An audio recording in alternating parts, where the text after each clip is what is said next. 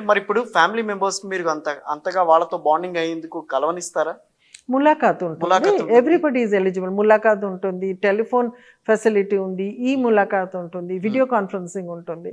So దాంట్లో వాళ్ళకు టచ్లో ఉండటానికి మేము ఎంకరేజ్ చేస్తాము. ఓపెన్ ఎయిర్ జైల్లో ఫిజికల్ ములాఖాత్ ఇస్తాము. రైట్. సో దట్ ఏమవుతుందంటే వాళ్ళతో రిలేషన్ Bonding మెయింటైన్ ఉంటుంది. చేయడానికి బాండింగ్ అనేది ఉంటుంది అక్కడ. ఎస్.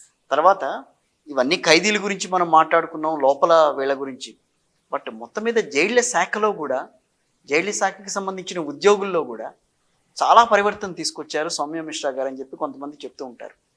ఏంటి అంటే వాళ్ళని కూడా అంటే మనం ఖైదీల మధ్యలో ఉన్నాం అన్న ఫీలింగ్ రాకుండా వాళ్ళకి, సో వాళ్ళని కూడా సమాజంలో గుర్తింపు తీసుకొచ్చే విధంగా తీసుకొచ్చారా అని అంటున్నారు.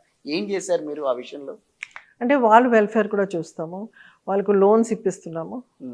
Most of the loans and interest free, education loan, marriage loan, car loan, motor cycle loan, computer loan, house building loan, ఇవి అన్నీ ఇస్తున్నాము. అన్నీ ఎస్, ఇస్తున్నాము. మాకు ఒక వెల్ఫేర్ ఫండ్ చేసాము, దాంట్లో ఇస్తున్నాము.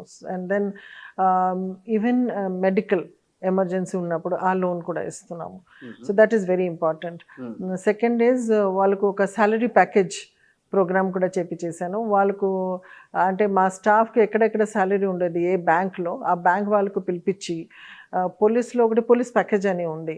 సో దాంట్లో వాళ్ళకు యాక్సిడెంటల్ పాలసీ, కొన్ని లోన్స్ తీసుకుంటే సమ్ కన్సెషన్స్ ఇస్తారు, then some lifestyle packages ఉంటాయి. సో అవి అన్నీ ఆ సేమ్ ప్యాకేజెస్ ప్రిజన్ వాళ్ళకు కూడా ఇప్పించేయాలి అని వాళ్ళకు వచ్చి మాట్లాడి, so all those banks especially కోసం కూడా మీరు తప్పకుండా వాళ్ళు మంచిగా ఉంటే, హ్యాపీగా ఉంటే, వాళ్ళు మా ప్రిజనర్స్కు కూడా మార్పు తీసుకురావడానికి ప్రయత్నం చేస్తారు. లేకపోతే వాళ్ళు అన్హ్యాపీగా ఉంటే, ఒక పర్సన్ కింద పడిపోయిన పర్సన్ ఇంకా ఒకరికి లేపలేదు. సో అందుకని వాళ్ళ welfare is very important. And another thing, క్రిమినల్స్తో ఉన్నప్పుడు కొంచెం నెగిటివిటీ కూడా వస్తుంది. సో దాంట్లో కూడా we try to give them counselling, ethical values, ఇవి అన్నీ నేర్పించడానికి కూడా ప్రయత్నం చేస్తున్నాము. ఇప్పుడు ఇంకా ఒక రెగ్యులర్ ఆర్గనైజ్డ్ ప్రోగ్రామ్ కూడా చేపిస్తాము. And yoga for example, physical fitness కోసం స్పోర్ట్స్, కల్చరల్ ప్రోగ్రామ్స్, ఇవి అన్నీ కూడా మా స్టాఫ్ కోసం ఉంటుంది. అండ్ తెలంగాణ ప్రిజన్ డిపార్ట్మెంట్లో ఒకటి మంచి వర్క్ ఏంటి అంటే రిట్రీట్ అంటే టోటల్ కింద నుంచి పైన వరకు అందరూ కూడా వాళ్ళు ఫ్రీగా మాట్లాడవచ్చు, ఏం కావాలి వాళ్ళు చెప్పవచ్చు. చెప్పిన తర్వాత మేము అంతా సీనియర్ ఆఫీసర్స్ కూర్చొని అవి అని ఆలోచించి ఏది మార్పు తీసుకురావాలంటే తీసుకువస్తాము. So that is a very good thing, retreat. And నేను వచ్చిన తర్వాత ఎవ్రీ మండే గ్రీవెన్స్ డే పెట్టాను.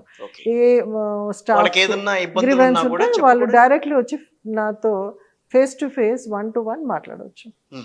తర్వాత ఫైనల్గా మేడం, సో ఆగస్టు 15th రోజున ఖైదీలకి, వాళ్ళ కుటుంబ సభ్యులకి కానీ మీరిచ్చే సందేశం ఏంటి? సందేశం ఇది, దట్ తప్పు అయిపోయింది. తప్పు అంటే అనుకోకుండా జరిగిపోయింది. Past is past, future should be a new future and it should be a positive future. ఎంత నెగటివిటీ అయినా సరే ఎవ్రీ పర్సన్ కెన్ చేంజ్. నేను చూశాను పర్సన్స్ చేంజింగ్. మాకు ఎస్పెషల్లీ ఇండియన్ సొసైటీలో మాకు వాల్మీకి కంటే ఇంకా ఏమి ఎగ్జాంపుల్ ఉంటుంది. ఒక డకాయత్ లాస్ట్కి రామాయణ రాశారు. సో అలాగే చేంజెస్ అందరికీ పాసిబుల్. అందుకని గాంధీజీ చెప్పేవారు that hate the crime, not the criminal. And ఆయన చెప్పేవారు that prison should be like hospital, treat the disease. మీరు డిజీజ్ ట్రీట్ చేయడానికి పేషెంట్కు చంపవద్దు. సో ఆ ఐడియాలజీ మాకు ఉంది ప్రిజన్ డిపార్ట్మెంట్లో. తప్పకుండా ఎవ్వరు కూడా ట్రై చేస్తే వాళ్ళు మార్పు వస్తుంది. అండ్ దానికి వాళ్ళ ఫ్యామిలీ సపోర్ట్ చేయాలి. ఫ్యామిలీ సఫర్ అవుతారు. ఒక పర్సన్ క్రిమినల్ అయి ప్రిజన్కు వెళ్తే, ఎస్పెషల్లీ అర్నింగ్ మెంబర్ అయితే తప్పకుండా ఫ్యామిలీ సఫర్ అవుతారు. సో అదే ఫ్యామిలీకు కొంచెం బాండ్ తయారు చేయడానికి మేము లోన్స్ ఇవి అని ఇప్పిస్తున్నాము. సో అతను మార్పు వచ్చి చేంజ్ చేసి మొత్తం బయటకు వెళ్ళినప్పుడు అప్పుడు కూడా ఫ్యామిలీ కొంచెం సపోర్ట్ చేస్తే తప్పకుండా సమాజం మేము అనుకున్నట్టు క్రైమ్ ఫ్రీ సమాజం తప్పకుండా మేము బిల్డ్ చేయగలుగుతాం. రైట్. ఇందాక మీరు ఒక ఫైనల్ క్వశ్చన్, కాలాపాని అని అన్నారు కదా, దాంట్లో ఉరి తీసే విధానాన్ని కూడా మీరు చెప్తూ ఉంటారా? లాస్ట్ ఊరి మాకు లాస్ట్ 20 years నుంచి తెలంగాణలో ఎవరికి కూడా కోర్స్ లేదు. ఇవ్వలేదు.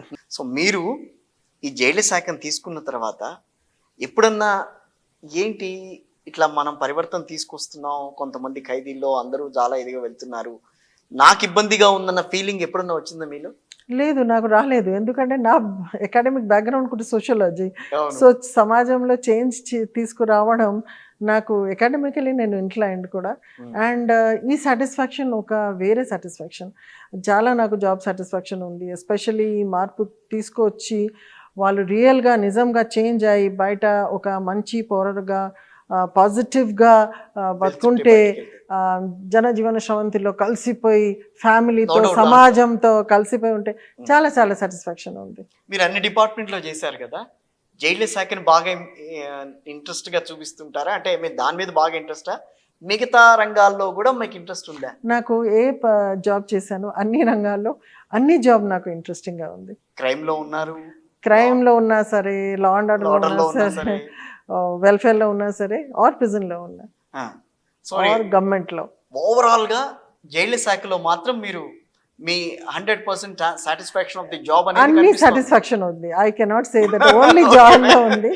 అన్ని ప్లేస్లో చూడండి, మంచిగా పని చేస్తే ఏ జాబ్ కూడా హ్యాపీగా ఉంటారు. అది కరెక్ట్ మేడం.